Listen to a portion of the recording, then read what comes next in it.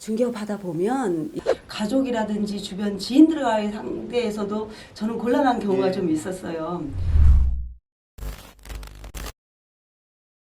수년 전에 지역에서 누구누구 하면 누구나 알만한 일종의 유지분께서 어느 날 갑자기 종업원을 시켜가지고 커다란 과일 박스를 갖고 밀고 들어오신 거예요. 그래서 웬일이시냐 이랬더니 우리 집에 우리 조카가 들어와서 우리 집에서 살기로 했어. 그러니까 전세 계약 하나만 써줘요. 용지 드릴게요. 용지 드릴게요. 가서 직접 쓰셔도 돼요. 그래도 얼마든지 그 임대 계약으로서의 효력이 있다라고 했더니 아니 그렇게 해봤지. 그렇게 해서 가져갔는데 전세자금 대출이 안 된대. 전세자금 대출이요. 그 은행권에서는 중개사가 쓴 계약만 전세자금 대출을 해주잖아요. 근데 제 생각에는 진정한 권리자가 아닌 상태에서 허위의 전세 계약이 이루어졌을 때 그 책임을 중개사한테 어느 정도 그 전가하려는 그런 의도도 있지 않나라는 생각이 드는데, 그래서 아니 내가 양중개사하고 알고 지낸 게 어느 정도인데 그 정도도 못해? 동네에서 야박하네? 그런 계약하면 큰일 나요. 걸려요. 법에 걸려요. 막 이러면서 거절해서 보냈어요. 근데 우리 중개사님도 아시겠지만 그런 거 거절했을 때 후폭풍. 그렇죠.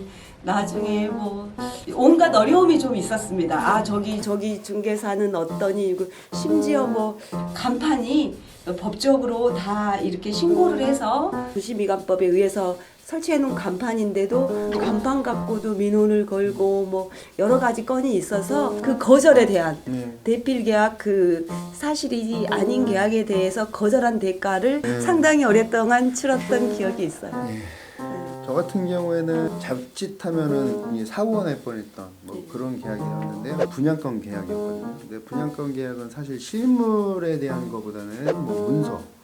저희가 대부분 뭐 아파트가 준공이 되는 거는 사실 직접 가서 뭐 설명도 해드리고 하지만 뭐 분양권 같은 경우는 실제로 아직은 권리해가는 계약이기 때문에 또 그러다 보니까 계약이 좀 빨리 이루어지는 편이에요. 한 번은 분양자가 계약서를 갖고 각 중개업소에다가 보낸 거예요. 그래서 빨리 계약을 이렇게 했으면 좋겠다. 그러니까는 저희 이제 그 중개사분들은 대부분 이거 의뢰를 받으면 거기에 맞춰갖고서 이제 다른 의뢰인을 이제 구하거나 이렇게 해서 이제 계약을 성사시키려고 노력을 하는데 알고 봤더니 그 계약서를 위조를 한 거예요. 그 분양권 계약서 자체가 위조된 계약서여야 된다는 말씀이죠. 이제 사진으로 다 보내왔으니까 그거를 위조를 한 거예요. 했는데 어느 중개사분이 이제 그거를 보고 이제 컨택이 된 거죠. 컨택이 돼서 계약을 진행하는 와중에 이제 그 계약금을 보내주려고 했는데 이름이 틀린 거였었어요. 그 통장. 그리고 자꾸 핑계를 대고 이쪽으로 받아야 된다. 막 자꾸 이런 식으로 해서 그 중개사분이 그렇게는 못한다. 이게 다 확인을 해야 된다. 그런 과정에 저희 이제 그렇게 그 커뮤니티 됐던 그런 곳에다가 이제 올려서 이걸 찾아낸 거예요. 다른 중개사들과 같이 이거 문제 있다. 그렇게 해서 찾아서 그 대려 이제 그 사기를 기망을 하려고 했던 분한테 이제 형사 고소도 됐고 이제 그렇게 해서 이제 좀 마무리가 좀 됐던 부분이라 이 방송을 혹시 이제 어느 분이 볼지 모르겠지만 제발 나쁜 짓을 중개사들한테 절대 하시면 안 됩니다. 저희 다 이런 보안도 있고 또 공유도 하고 그렇기 때문에 절대 그런 거는 하지 않으셨으면 좋겠습니다.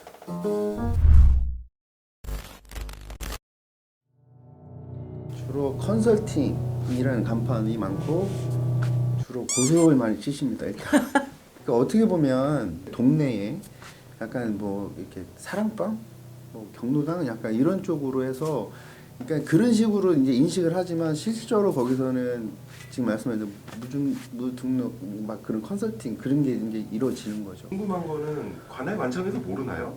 그 신고도 하고 했는데 사실은 그 관에서는 그렇게 적극적으로 이렇게 나서거나 그러지는 않아요.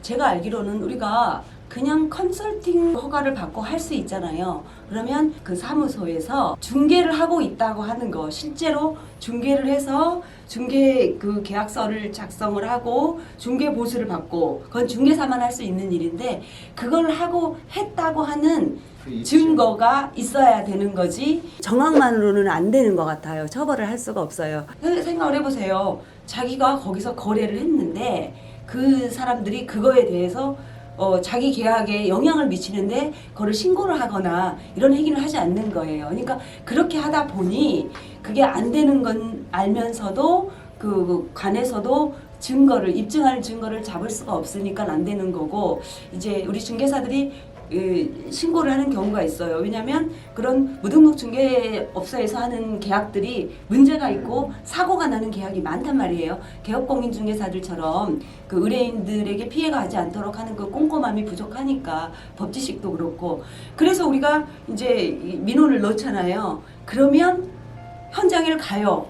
그러면 증거가 없는 거예요. 계약서도 다 빼놓고. 이렇게 하면 어쩔 수 없이 뭐 처벌이 없이 가는 건데, 그런 것들이 이 법의 사각지대랄까 그런 게 있다 보니까 어떻게 보면은 오히려 중개사들을 비웃는다 그럴까? 우린 이렇게 해도 법의 저촉을 받지 않는다. 중개사무소를 개설 등록하지 않는 이유가 따로 있을까요? 근데 그 부분이 만약에 그런 쪽으로 해서 한다면 이제 대여가 돼요. 그렇죠, 당연히. 네, 대여가 그렇게 되기 되죠. 때문에 이게 제도권으로, 저희는 사실 제도권에 있거든요. 저 제도권에서 있기 때문에 어떻게 보면 제도권에서 보호를 해줘야 된다고 저는 생각이 들어요. 저희가 제도권에서 있기 때문에 제도권의 보호를 받아야지만이 되는데, 오히려 그 제도 외적인 사각지대에 있던 분들, 이제 그런 무등록자들이나 이런 분들은 사실 일이 되게 그런 제재가 없다 보니 되게 강하세요.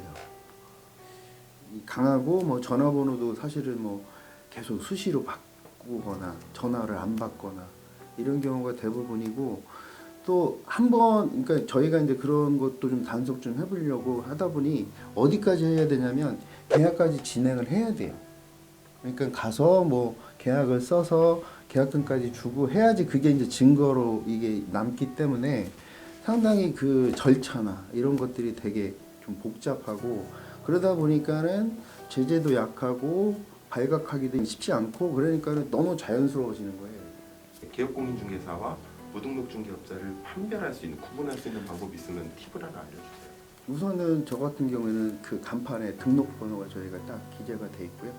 그 다음에 저희가 그러니까 표시광고처럼 그 상호나 대표자 이름, 뭐 이런 연락처 이런 것들이 저희는 간판에 딱 있습니다. 그 등록번호 자체가.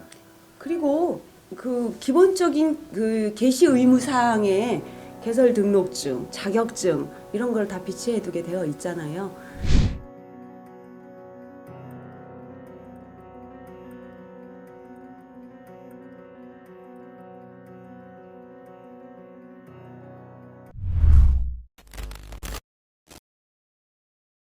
요즘에 경기가 많이 안 좋다 보니까 뭐 사회 각계에서 어려움이 많이 있는데, 제가 중개업을 한 20년 하다 보니까 경기라는 게 항상 오르막이 있으면 내리막이 있고 내리막이 있으면 오르막이 있고 그런 것 같아요. 그래서 지금 뭐 여러 가지 부동산 하락이나 이런 걸로 힘드시더라도 또 인내하면서 지나가다 보면은 또 다시 어려움이 해소되는 시기가 올 거라고 생각을 하고, 전체적으로 우리 모두 다 같이 잘 극복을 했으면 좋겠습니다. 그리고 제가 공인중개사로서 오늘 이 자리에 섰으니까 하고 싶은 이야기가, 모든 중개 과정에 있어서 사고라든지 모든 어려움을 해소할 수 있는 가장 좋은 방법은 개업공인중개사와 거래하시는 겁니다. 강추드립니다. 네, 지금 말씀하신 것처럼 경기가 많이 힘들고 이제 바닥이라고 하는데, 바닥은 또 치고 올라가는 그 맛이 있기 때문에 또 바닥이라고 하니까 다들 용기 내시고, 또 개미로인에서는